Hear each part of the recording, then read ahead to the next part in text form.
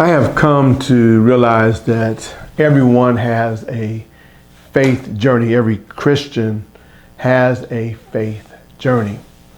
My question to you is, what is your faith journey?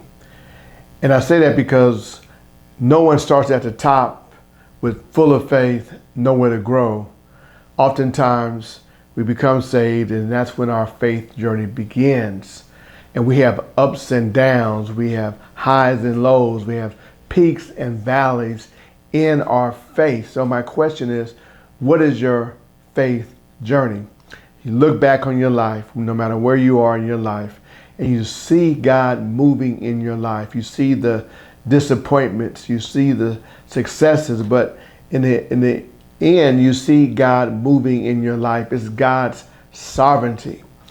And what we realize sometimes in our faith journey, or we soon to realize, is that He's sovereign. That means He's in control of everything. Whatever happens to us, He's in control.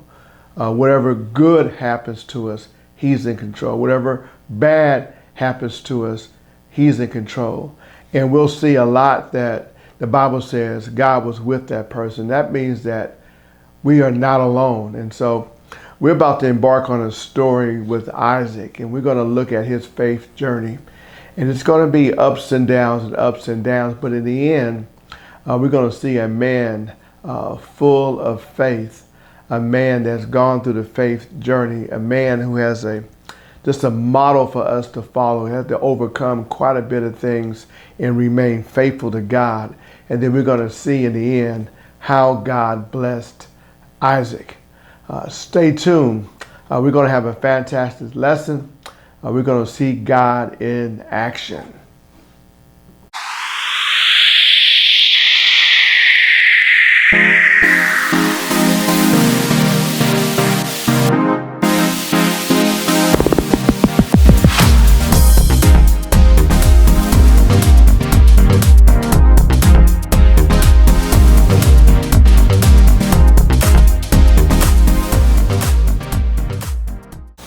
Hello, my name is Reverend Dr. John W. Wilson III, bringing you the Sunday School lesson for this Sunday, June the 22nd, 2025. I want to thank you for joining me on today. The title of our lesson is Isaac Calls Upon the Name of the Lord. Isaac calls upon the name of the Lord. We'll come from Genesis chapter 26. We'll look at verses 24 through 33. Before we get started, I want to invite you, if this lesson has any impact on your life, any blessing of any kind of way, hit the like button, hit the share button, share it with your friends and relatives. And if you're not a subscriber, please join our family. I would love to have you. So thank you so much. So let's get into this lesson here. This is Isaac, the son, or the only son of Sarah and Abraham. As we come to chapter 26, we don't hear about Abraham, so we assume that Abraham has passed and that he's no longer in the scene. One thing that we need to note about chapter 26, this could be considered Isaac's chapter. And the reason why I say that is Isaac is mentioned throughout the Bible, but he's never the main character. If you look at the time of Genesis, when they talk about Abraham and the sacrifice, he's going to put Isaac on the altar to be sacrificed. Abraham is the central character. If you look at when Rebekah and Isaac have children, they're twin boys, Jacob and Esau. They're the main character. Now, Abraham and to a lesser degree Rebekah, they have a key role, a major role, but it's not really about them. But when we come to chapter 26, this is really about Isaac. He is the central focus of this story, of this narrative. And I'm so grateful for that, because without this, we would not know much about him. We would know that he had favoritism. We know that he was an obedient son. He was willing to be sacrificed on the altar. We would know a lot of things like that. We would know about other little tidbits here and there, but we would never know about his character. And most of all, we would never know about his faith journey. He was a godly man. he was a righteous man. So let's get started right into the lesson. It says, now there was a famine in the land. So right now, Isaac is probably living in Canaan or some event like that. And it says there was a famine in the land besides the former famine that was in the days of Abraham. In the days of Abraham, there was a famine in Canaan, and that forced or led Abraham to want to go to Egypt. And the author who's writing this, Moses, is making a clear distinction. This is not the same famine. This is not the famine that Abraham went through. This is a completely different one. So this is chapter 26, verse 1. And this is what it says here. So Isaac went to, it says, now there was a famine in the land besides the former famine that was in the days of Abraham. And Isaac went to Gerar to Abimelech, the king of the Philistines. So he goes to Canaan, and this particular region of Canaan, the promised land, is ruled by or populated or dominated by the Philistines. He says, and the Lord appeared to him and said, do not go down to Egypt. So the Lord says, don't go there. I don't want you to go there. Dwell in the land in which I tell you. Sojourn in the land, and I will be with you, and I will bless you. For to you and your offspring I will give all these lands, and I will establish the oath that I swore to Abraham, your father. So at this point, all of the promised land, all the land that God had promised Abraham, has not come to fruition yet. And so, but it's in progress. It's working itself out. So he's in the promised lands in Canaan, but they haven't conquered it. It hasn't been, all of it's not theirs. But God tells Isaac, says, don't go to Egypt. Go to the land which I tell you, and pitch your tent, stay and live in that land, and I will be with you. That means that you will never be alone. And a lot of times when it says I be with you, that is critical. That means that God is going to order his steps. God's going to protect him. God's going to bless him. If he goes through difficult times, God is with him. If he goes through times of blessing, God's with him, and everything in between. So the key thing is that I will be with you. And not only that, God said, I will bless you. And that means that any blessing that Isaac gets, he can't take credit for. It's going to be simply because that he got God blessed him, and we'll find out he's going to bless him simply because of the promise that he made to Abraham. So he says, I will bless you, says, I will be with you and will bless you. For to you and your offspring I will give all these lands, and I will establish the oath that I swore to Abraham and your father. So God set them up for a tremendous blessing. I will multiply your offspring as the stars of the heaven and give your offspring all these lands. The same promise, divine promise that he gave to Abraham, God is giving to Isaac. And that's the key thing. And what's key is when we go difficult times, and Isaac is going to go through some challenging times, if he can remember, or we can remember the promises in which God has made to us, or the promises that are in the word of God, that will sustain us and allow us to remain faithful and obedient in times of disappointments and in times of blessings. And so I believe that God is telling Isaac this because he has something in store for him. And in order to get to where he has to go, he needs to understand, I promise you this, things will get tough. Things will not look like they're going to come to fruition, but stand on this promise and see what happens. And your offspring and all the nations of the earth shall be blessed, because Abraham obeyed my voice and kept my charge, my commandments, my statutes, my laws. So all this blessing that's going to come his way is going to be because of the promise and because of obedience and faithfulness of Abraham. So we have chapter 6. So instead of going to Egypt, the Bible says Isaac settled in Gerar. It said, and Gerar is again, he had this Philistine territory. Abimelech is the king. It says, when the men of the place asked him about his wife, he said, she is my sister. And for he feared to say, my wife, thinking lest the men of the place should kill me because of Rebekah, because she was attractive in appearance. So we see here part of his faith journey. He has not fully trusted God yet. He's obedient. He has a relationship with God, but his faith journey, I believe, is in the early stages. It needs to be developed. It needs to be tested. It needs to be refined. And that's what God's going to do. And one thing we need to learn is that he said that Rebekah was his sister when in fact she wasn't. That's the same story that Abraham told the Egyptians. And so he must have heard this story maybe from his father, gave a testimony. And when the pressure got on, he told the same lie. He told the same lie. And so it worked for a while. Just like sometimes lie, they will work for a while, but they won't work for the long term.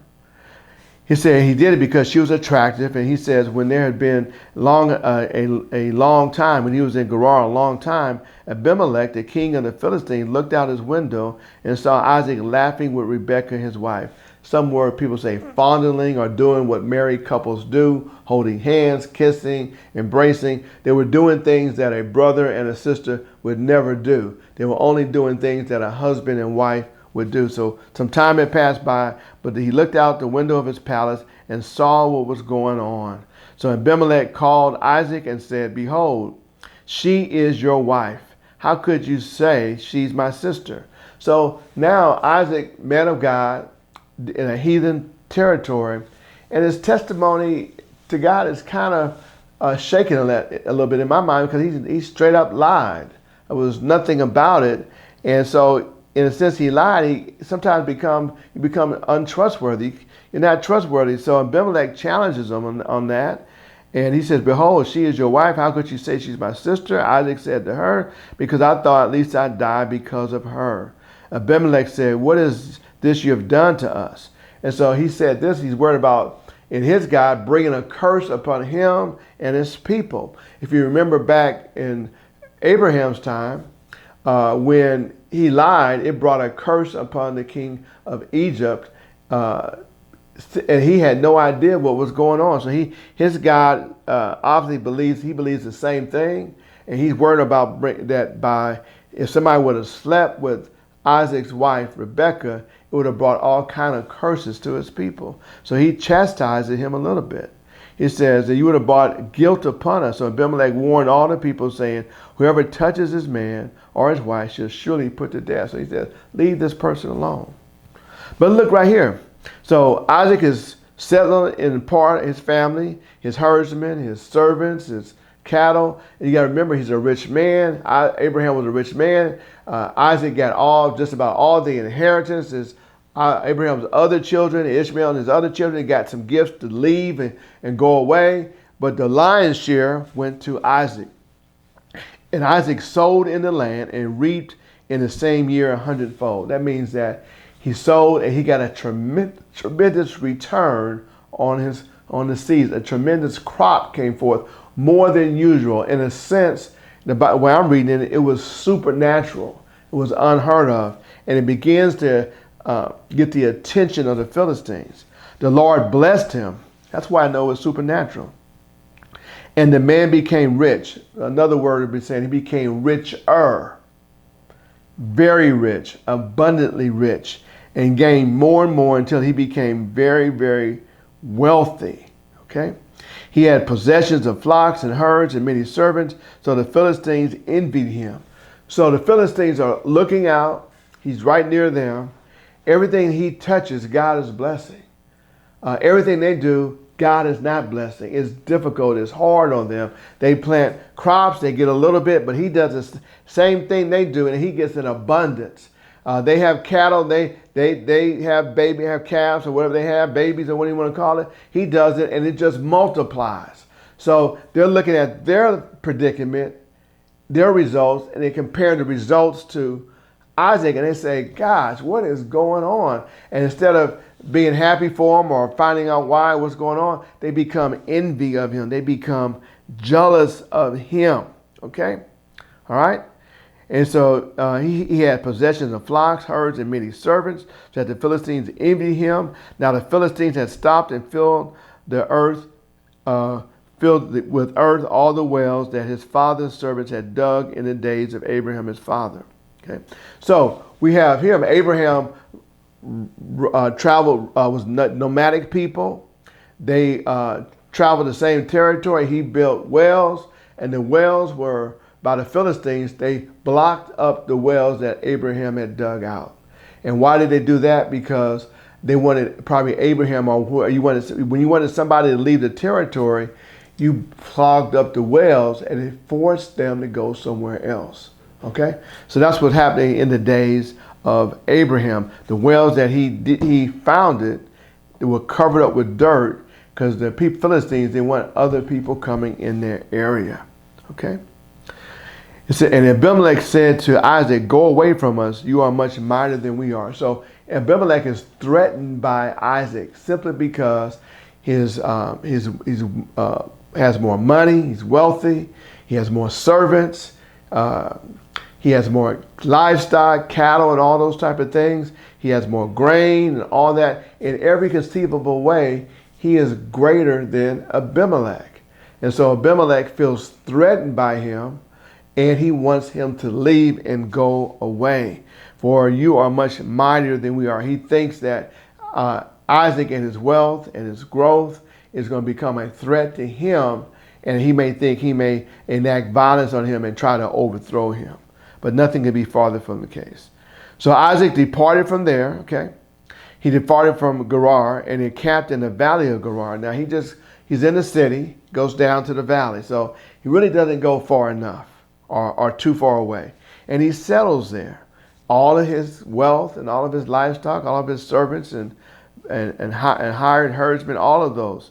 And Isaac dug again the wells of the water that had been dug in the days of Abraham. So he take those wells that in which Abraham had been dug and which were covered with dirt, he unearths the earth and takes advantage of the well. And this is what happened here. It says, his father, which the Philistines had stopped up after the death of Abraham. And he gave them the names that his father had given him. So he unearths these wells, gives them the same name that his father did. And let's see what happens. But when Isaac's servants dug in the valley and found that there was a well of spring water, the herdsmen of Gerar quarreled with Isaac, herdsman, and said, "The water is ours." So one time, not only does he dig up what Abraham did, he finds a new well. It says in the valley he found there was a well of spring water, whereas in a spring water, the water, you dig it up and the water automatically rises to the top on its own. You don't have to dig a bucket down, pull the water out. The water's a living well. It's a well full of spring water. It simply comes to the top. So it's very special, very special. But the herdsmen quarreled with Isaac's herdsmen, saying the water is ours. So they figured that, hey, you're on our territory. Anything that you find or anything that you come up is going to be ours. So he called the name of the well Esek, because they contended with him. He had some hostility, some fighting going on, some arguing going on. Then they dug another well and they quarreled over that. And he also called it Sitnah. And he moved from there and dug another well they did not quarrel over, and he called it Rehoboth, saying, "For now the Lord has made room for us, and we shall be fruitful in the land." So here you have Isaac. The wells were very important on that day. Those were life or death things. If you didn't have a water, your livestock could die. You could die. You couldn't water your crops. You couldn't do anything. And you have Abimelech trying to force Isaac away from him because he's prosperous and he's worried about him and he's scared of him. So each well that he digs up, he takes from him. He takes from him. He takes from him until the last one, Rehoboth, saying, "For the Lord has made room for us, and we shall be fruitful in the land." So they settled there for a little while. And then in verse 23, as we come to our passage, right at our passage, "For there he went up to Beersheba." Okay. And that's still nearby. "And the Lord appeared to him that same night and said, I am the God of Abraham your father. Fear not, I am with you, and will bless you and multiply your offspring for my servant Abraham's sake. So he goes to Beersheba, and God issues another blessing and reiterates the blessing he did before. Now, let me just tell you what I've learned from thus far. God is sovereign, meaning that he's the ruler. He's the maker of heaven and earth. He controls everything that happens, good or bad. He can stop things from happening. He can make things happen. And so it seems as though Isaac was having a difficult time. Digging wells was a lot of work.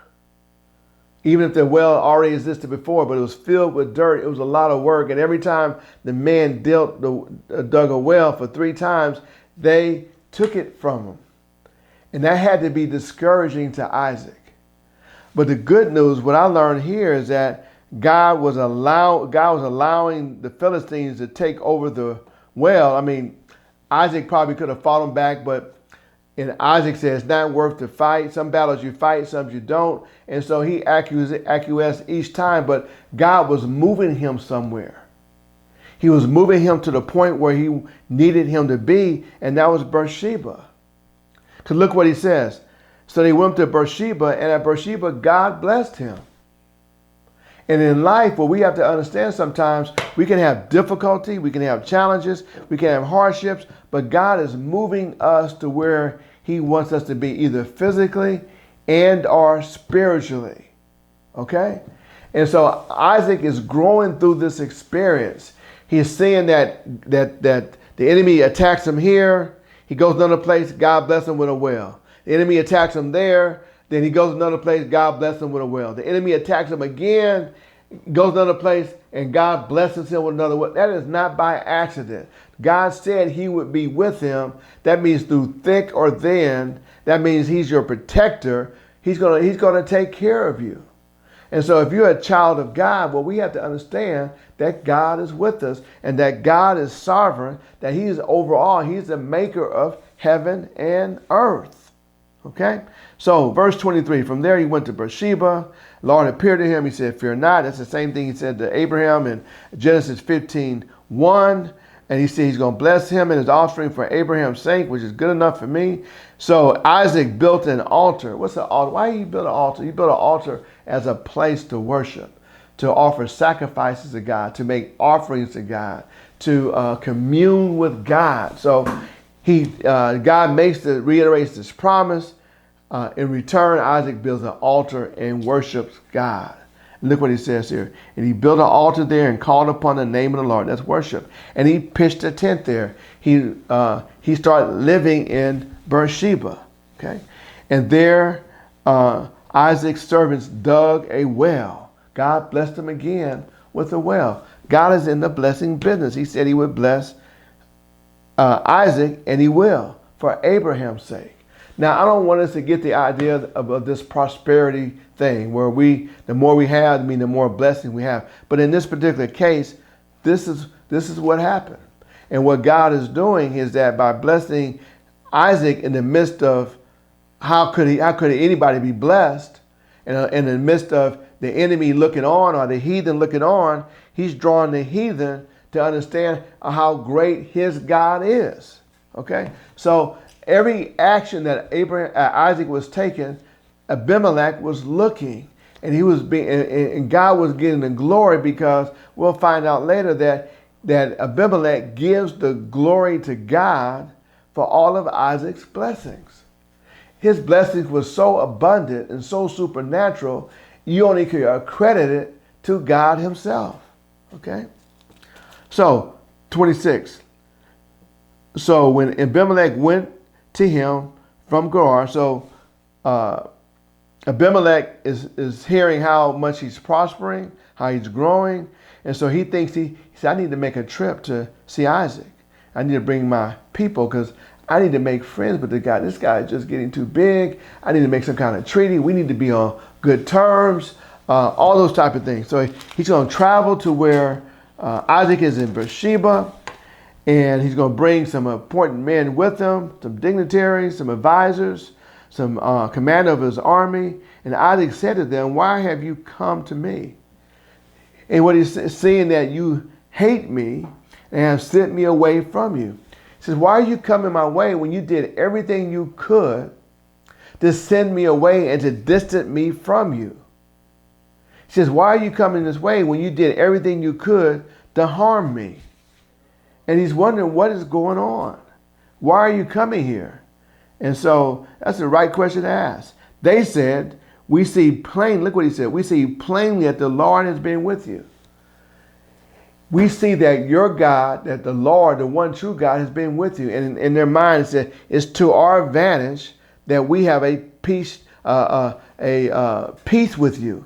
It's to our advantage that we have some type of agreement between one another, because you are growing exponentially. We see that the God is with you. He's not with us nowhere near the same way he's with you. Our God is doing nothing for us. Your God is doing everything for you. It's to my advantage that we make peace with you. Okay. All right. So he says, we see plainly, clearly, or anyone can see that the Lord has been with you. So we said, let there be a sworn pact between us, between you and us, and let us make a covenant with you. That's to our advantage. Okay? Let's make an agreement, a peace treaty. Okay? And then he says that you will not harm us. So he's worried about Isaac harming us, and he's doing a wise thing. Let me make an agreement and put it on record that Isaac will not harm us. Okay? And one thing I like about Isaac, it seems as though, I love about him, that he seemed like he's a peacemaker. When they were taking those wells from him, he could have fought back and won. He could have won them. He could have beat them up, but he's peacemaker. And then when they came to see him in Beersheba, he could have chastised them and been mean to them, but he welcomed them. We'll see later, he welcomed them, a peacemaker. And my argument is, I think the world needs more peacemakers. And we need Christians leading the way to be a peacemaker. We need Christians leading the way of de-escalating things. Okay? And that's what Isaac is. And now this passage, this chapter, is allowing you and me to really get to understand the personality and the godliness and the faith journey of Isaac. He is growing. He lied early on, but as things became difficult, he trusted God more and more that God would provide for him. Maybe he remembered what Abraham said, that God would provide a ram in a bush. So each time he met with some type of disappointment, taking all that effort and digging the well, knowing that his livestock and the crops and his people and his servants and everybody depending on that water was willing to let that go and trust God that he would provide another well, and God did, and that got taken away. He was willing to trust God, knowing that he would provide another way. That got taken away, and then he know that God would provide another time, and God did. He trusted God that many times. Many people, and I'm not saying whether it's rightly so or not, would have fought back. But we need more peacemakers. We need more Christians who trust God enough to make peace with the enemy. That's what we need. Okay. All right. Sorry about that rant, but that's just, I think we need it. I think Christians ought to lead the way. It says that you will not harm us. So just as we have not touched you and have not done to you nothing but good and have sent you your way in peace, you are now the blessed of the Lord. They see God's blessing on his hand. Supernatural blessing, unusual blessings. They see Isaac and his wealth and his people grow right before his eyes. Okay. So Isaac is wondering probably, well, how in the world did you be good to me? And their argument is that when you were saying that was your wife, we brought no harm to you. And so we didn't attack you, in which they did not, but they were also very mean to him and very harsh with him. Okay. All right. So let me just as we have not touched you and have not done to you nothing but good, that's a half lie, and have sent you away in peace, that's a half lie, you chased them away. You are now the blessed of the Lord. So he made a feast. So this is Isaac. So he made a feast. So when you have a treaty or a promise or a covenant, you welcome it in, or you solidify it with some type of feast, dining together. and drinking together. So they ate and drank to commemorate this treaty. In the morning, they rose early. They let them spend the night and exchanged oaths. Okay, they made a promise to one another that they would not harm each other. They trusted one another. They gave each other their word. And Isaac sent them on their way. So these three gentlemen, they were treated very, very nice. Isaac did not have to do that, but he did. What a godly man. And so by them seeing that how Isaac treated them, I believe that, it doesn't say here, but I believe they experienced the grace of God, the kindness of God. They got a taste to see what kind of God is Isaac serving. What kind of God does he serve? And so that's important. And we need to remember that. How we treat people gives an indication on how we serve the God we say we believe in. If we're yelling and screaming and backbiting and frowning and cussing and getting back and taking vengeance in our own hands, is that the message that we want to send to our neighbor about the God that we serve? I don't think so. So Isaac sent a wonderful message to Abimelech and his two servants on the type of God that he serves. And we got to remember, when hardship comes our way, when somebody does us wrong, when somebody is mean to us, it's the bigger picture is not about us. It's not about us and our feelings. It's about God and who he is and how we can glorify him in the worst of situations. Many people can glorify God when things are going well. When you get the job, when you have money in the bank, when you have things are going well, you praise his name. But can you glorify God with your words and your actions when things are not going well? When somebody has hurt you, when you have lost your job, when you don't have any money, when you're not feeling well. And Isaac can do that. What a good man. What a godly man. What a man who has learned to trust God, who has seen God in action. And I'll say this again. I said this last week. Abraham had to be a good historian to be able to trust God completely.